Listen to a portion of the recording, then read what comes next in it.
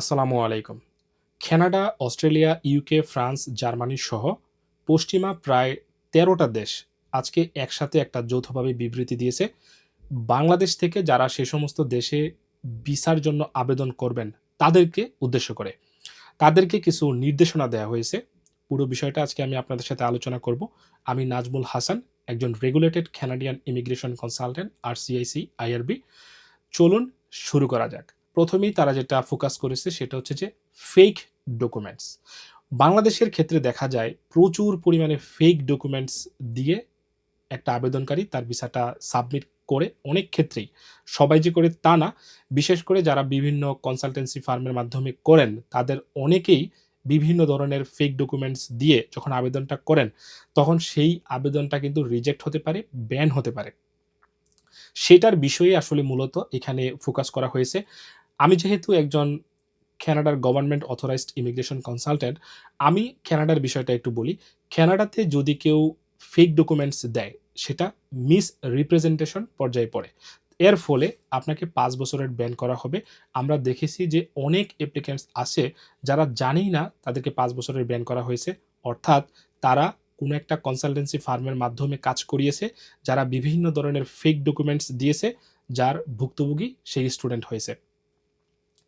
এরপরেই যেটা বলেছে যে আনঅথরাইজড এজেন্ট। দর্শক, পশ্চিমা দেশগুলোতে বেশিরভাগ ক্ষেত্রে প্রত্যেকটা দেশের নিজস্ব কিছু অথরাইজড এজেন্ট থাকে। যেমন কানাডার কথাটা যদি বলি, আপনারা জানেন কানাডার ইমিগ্রেশন সিস্টেমটা সারা ওয়ার্ল্ডের সেরা। কানাডার গভর্নমেন্ট অথরাইজড ইমিগ্রেশন কনসালটেন্ট আছেন, যাদেরকে RCIC বলা হয়, অর্থাৎ রেগুলেটেড কানাডিয়ান ইমিগ্রেশন কনসালটেন্ট। আলহামদুলিল্লাহ আমি একজন regulated Canadian immigration consultant RCIC। আমার ওয়াইফ, সেও একজন regulated Canadian immigration consultant RCIC IRB। অর্থাৎ আমরা দুজনেই কানাডার ইমিগ্রেশন সংক্রান্ত পরামর্শ এবং ভিসা সার্ভিসগুলো দিয়ে থাকি কানাডার ভেতর থেকে এবং কানাডার বাহির থেকে যারা বাংলাদেশি ভাই বোনেরা আছেন বিশ্বের বিভিন্ন প্রান্তে তাদেরকে, অথবা অন্যান্য দেশের যারা আছেন তাদেরকে। দর্শক, বাংলাদেশের যারা আবেদনকারী আছেন তাদের মধ্যে আসলে মূলত অসচেতনতা অনেক বেশি কাজ করে। তারা চায় যে ভিসার পরে ২ লাখ, ৫ লাখ, ১০ লাখ, ২০ লাখ টাকা তারা দিয়ে দিবে। ভিসার আগে টাকা দেবে না।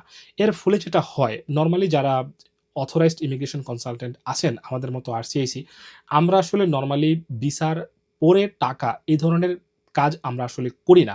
আমাদের কাজগুলো হয়ে থাকে ভিসার আগে আমরা একটা চার্জ করব। সেটা হচ্ছে আমাদের কাজের ধরন। কিন্তু বাংলাদেশের যারা আবেদনকারী আছেন তারা নরমালি সে সমস্ত যারা এজেন্ট আছেন আনঅথরাইজড তাদের কাছে যান, ভিসার পরে পে করবেন।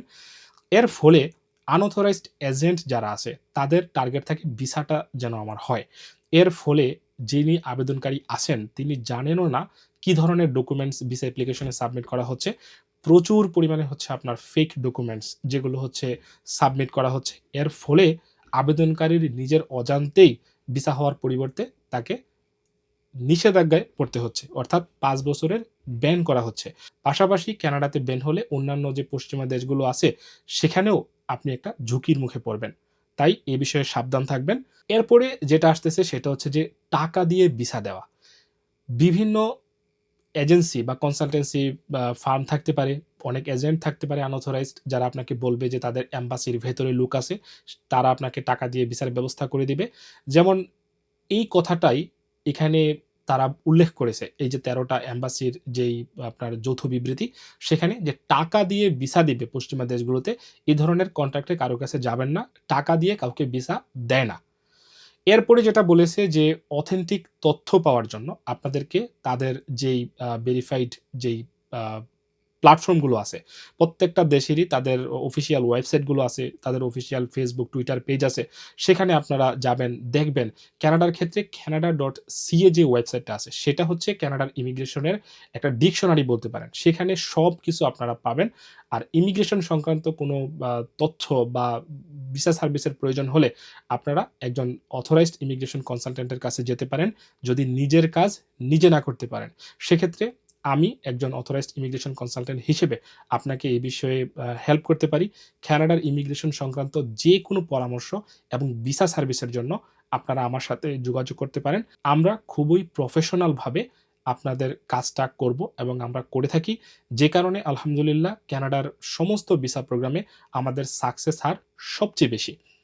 দর্শক আজ এ পর্যন্তই।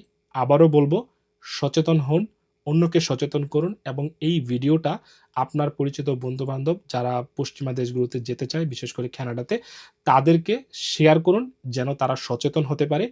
৫ বছরের নিষেধাজ্ঞার হাত থেকে যেন নিজেকে বাঁচাতে পারে।